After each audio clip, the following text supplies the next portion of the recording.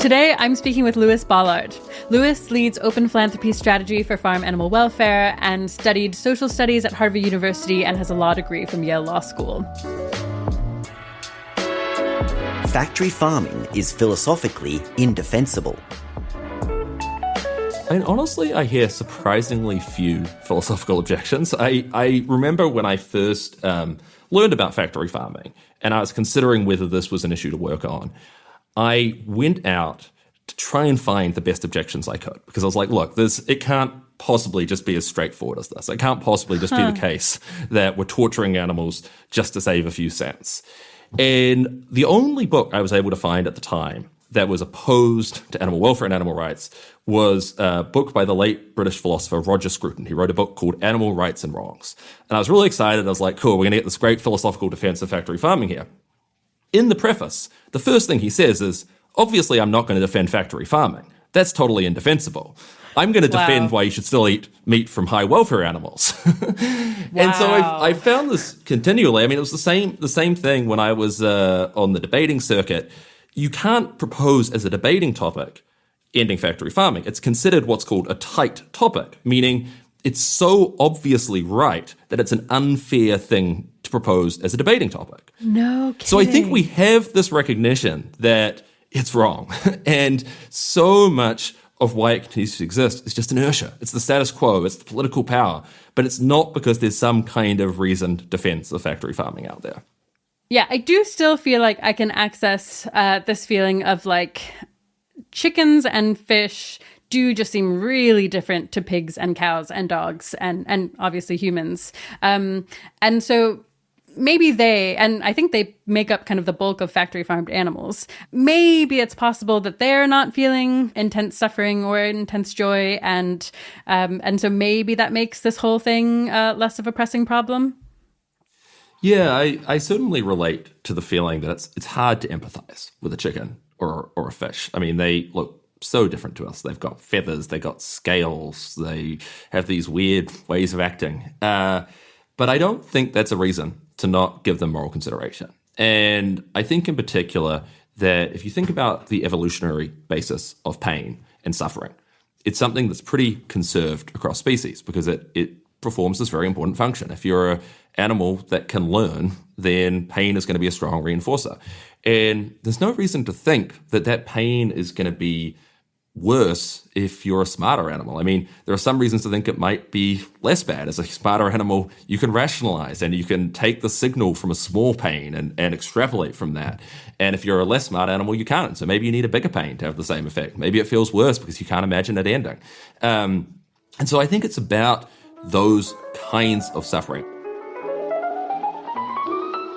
Incremental reform versus revolutionary change.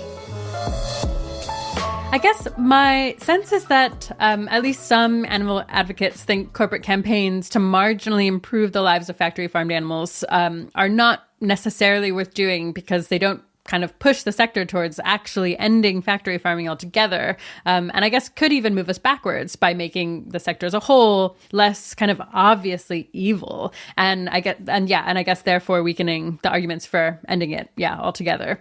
I think some people even believe that these kinds of welfare improvements might even increase the consumption of factory farmed animals because people hear terms like cage free and they think that the lives of the hens that laid those eggs are basically fine or good. And in fact, they might still involve pain and suffering because, it is still dark. They still don't have that much room. I think my sense is that they also still tend to have like problems establishing social hierarchies and chickens continue to be cruel to each other when they're in that kind of confined environment. How do you think about this? I think this has been a common objection within social movements throughout history. There have always been people, I think particularly coming from a Marxist perspective, who will oppose incremental reform because it stands in the way of revolution. And I fall very firmly on the incremental reform side. I think that if you look at the history of social movements, very rarely have the people who are trying to end the whole system at once and opposing reforms, has that worked out well. And much more often, the progress we've seen has come from incremental gains. And all of those incremental gains run the risk of making people think the issue is less salient. I mean, it's true that when the civil rights movement achieved civil rights progress, that could have made people think, wow, this is less important than it was previously. Things aren't so bad. In reality, I don't think it did. And I think that's true on our issue too, where I think that when people see hens going from cage to cage-free, if they actually look into the issue, it doesn't look that great. It's still not where they want it to be. If anything, it highlights there's a problem. Now, I think the bigger problem is that no one's actually paying attention. The public is not actually sitting around feeling guilty about the fact that they're eating factory-farmed eggs and waiting for someone to salve their consciences by giving them cage-free eggs. It's just not happening. I think if they were, there will still be plenty of horrors in factory farms. I mean, if we get rid of some of these, there's still going to, sadly, there will still be battery cages in some parts of the world. There will be all kinds of other awful things going on. So if that's people's concern, that there need to still be awful things going on, like, sadly, there will be no lack of them. The other thing I'd say on that is people see the label cage-free. There are so many fake labels out there already that convey stronger things. We know from surveys that consumers think labels like naturally raised or all natural are equally good to cage-free. They think it means that the animals are outside. Most factory farm chicken in the US now has an all natural label on it. So it's not the case that this relatively small portion of the market that is cage-free or being labeled legitimately as higher welfare are the labels you need to watch out for. I think the labels you need to watch out for are the labels that are all over factory farm meat. Yeah, I'm actually really interested in the kind of how do social movements succeed bit. Was this something that you considered part of your, remit to understand? Is the way we should expect progress to happen going to be incremental over time? And if so, did you feel like the evidence was just pretty clear on that? I guess it sounds like you did, but I'm curious how much you looked into it and what convinced you. Yeah, I shouldn't overstate it so I did in college, I studied social movement history and it's been kind of a hobby since then.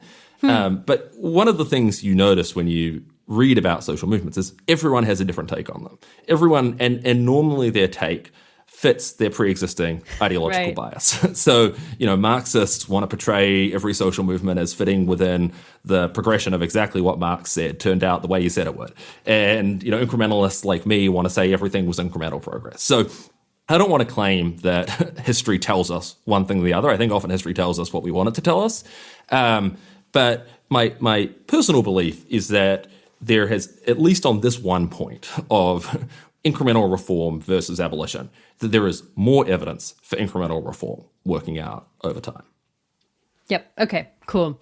Yeah. And then on just kind of how successful these campaigns have been, I understand that over 3,000 companies globally have now committed to go 100% cage-free in their supply chains, which is really incredible. And I think this includes almost all of the largest American and European retailers, fast food chains and food service companies, and also a bunch of Asia Pacific food companies too.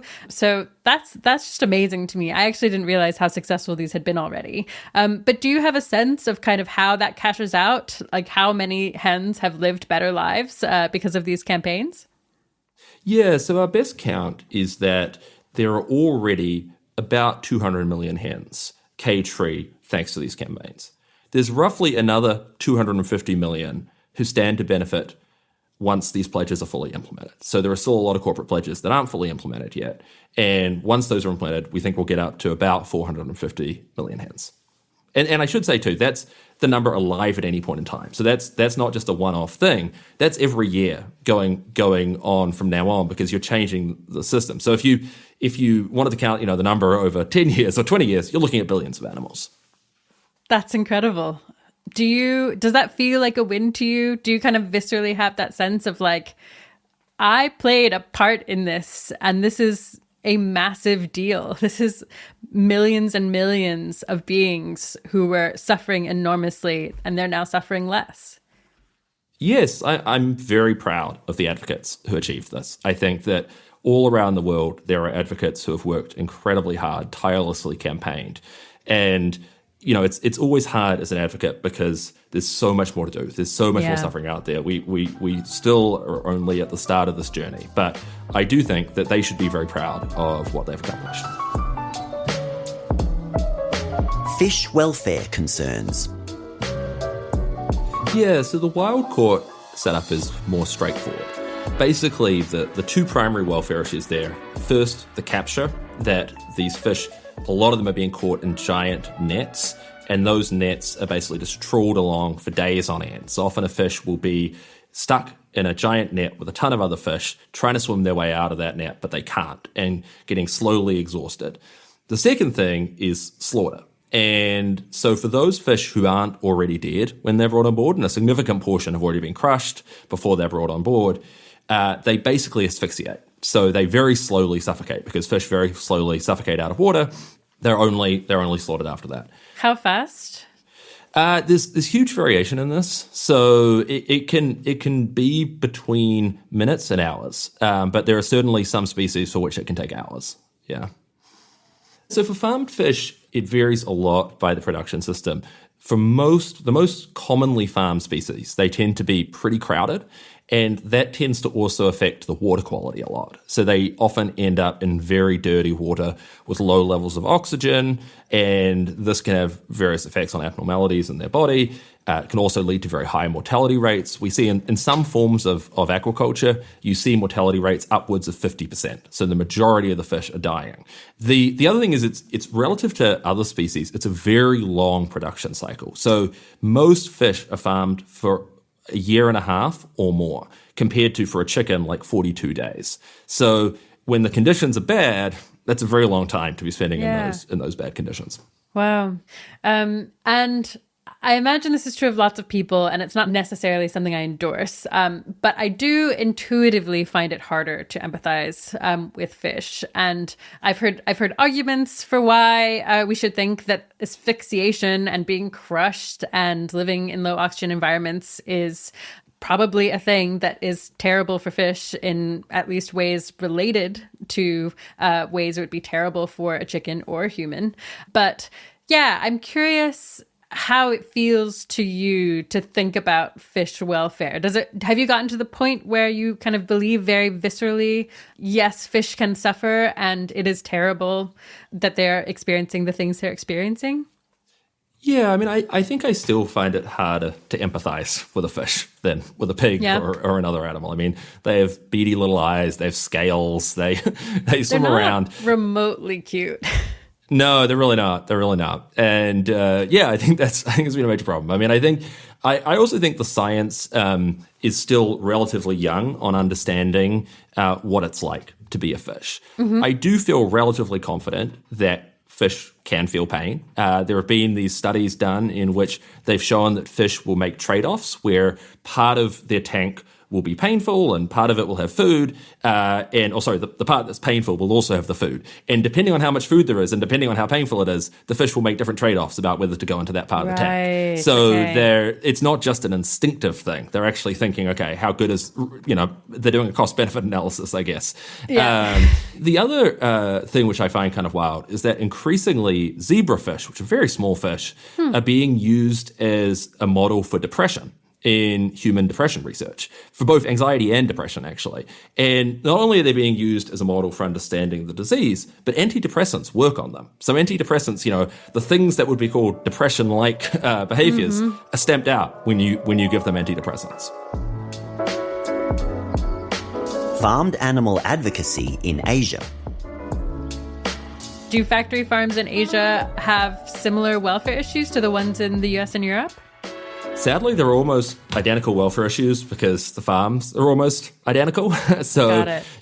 I visited a set of factory farms in India, and they looked so similar to what you would see in the United States or Europe, where you've got the same battery cages. They're made by the same manufacturers. You've got the same broiler chicken genetics because it's the same global duopoly that provides the chicken genetics to almost every country in the world. And so you really have this globalized system. I mean, it was very much invented in the US, but it has been exported globally. And across Asia, that is now the default system. Okay, that's really sad. What is the farmed animal advocacy space like in Asia? Is it similar, different to the American or European ones? It's a lot earlier in its development. It's a young movement. And I think there's the challenge that there are fewer advocates than there are in America and in Europe, and they're also more isolated. In a lot of countries, in Indonesia, we can locate 2 or 3 advocates, and then there's another 2 or 3 in Malaysia, and another 2 or 3 in Thailand, and so on. Right. So it's a little harder for people to kind of coordinate and be connected. But I think the exciting thing is we're seeing a lot of these advocates go straight into effective advocacy rather than going through what I perceive as this period we have in the US and European movements where we really had decades wasted in ideological battles. There was just a huge amount of internal fighting about what was the exact right ideology. And it really sometimes felt like the primary form of activism for some people was campaigning against other activists. And instead, we're seeing a lot of these advocates in Asia. They just want to do what works. And they're moving straight into that. And I think as a result, we're seeing some immediate progress there. Amazing. So what is the lowest hanging fruit in Asia with respect to either, I guess, improving the lives of factory farm animals or toward getting rid of the practice? Yeah, so I think probably the first thing is establishing more humane slaughter, pre-slaughter stunning for all species. We've already started to see that happen for mammals and birds across Asia. So even with very kind of minimal advocacy, that is something that a number of major Asian governments, including the Chinese government, have set regulations around. So we've actually seen, I think, a lot of progress on slaughter and transport, actually, where governments really have set standards around that. I think the next thing is establishing some of the most basic welfare reforms. So one example would be something that advocates managed to get rid of in the US and European egg industries decades ago was the practice of forced molting, where they basically starve the birds to increase their egg output. That, unfortunately, is still done in Asian egg factory farms, but I think it's that kind of thing that's ripe for reform because it's so clearly out of line with global practices. And then I hope down the line that, we'll see much bigger reforms. I mean, there's no reason why Asian countries can't lead the world in farmed animal welfare. Cool. Have there been any big wins in Asia so far? Yeah, I think there's been some really exciting stuff. One I would point to is in China, their 5-year plans around the bioeconomy and agriculture both reference alternative proteins. And actually, President Xi made a brief reference to alternative proteins being part of China's food security strategy. And so I think that's pretty exciting to see. Effects of AI. The constraint right now on factory farming is how far can you push the biology of these animals? But AI could remove that constraint. It could say, well, actually, we can push them further in these ways and these ways, and they still stay alive, and we've modeled out every possibility, and and we've found that it works. I think another possibility, which I don't understand as well, is that AI could lock in current moral values. And I think in particular, there's a risk that if AI is learning from what we do as humans today, the lesson it's going to learn is it's okay to tolerate mass cruelty so long as it occurs behind closed doors. And I think there's a risk that if it learns that it perpetuates that value and perhaps slows human moral progress on this issue. Yeah, interesting. Yeah, I guess on the first bit, I'm imagining something like suppliers of broiler chickens do, I don't know, use AI to do crazy calculations to be like, we can make them this much fatter with only a slight increase in their leg strength. And that'll cause heart disease once they're 30 days old, but it's fine because we can kill them at 28 days old. And is that the kind of optimizing that could actually make their lives much, much worse that you have in mind? That's exactly it. And I think we already see AI applications that are designed to increase the crowding of animals. So Microsoft actually did this, had an application for a shrimp farm where they said, we managed to increase the yield from the same amount of space by 50%. And, well, how did you do that? Obviously, you put more shrimp closer together. And I think, you probably worked out what were the constraints on that. You probably worked out where to put in the feed and how to change the water quality and so on. But there's a real risk that is exactly. And, I think that's where the incentive is for factory farms to use AI. Right. Okay. That's really terrible. Have we seen AI used elsewhere in this context, I guess, for good or bad? I think there are positive examples of AI being used. So we have seen things, for instance, that are trying to automate recording of the distress signals of birds and then intervene based on that. And so there are certain things that are bad for birds that are also bad for farmers. So, for instance, when birds get frightened and all pile up on top of one another, that's something that everyone wants to avoid because that just kills birds. And that's something that you can't avoid when you've got a factory farming setup with a human, because that human is almost never in the barn. They're never paying attention.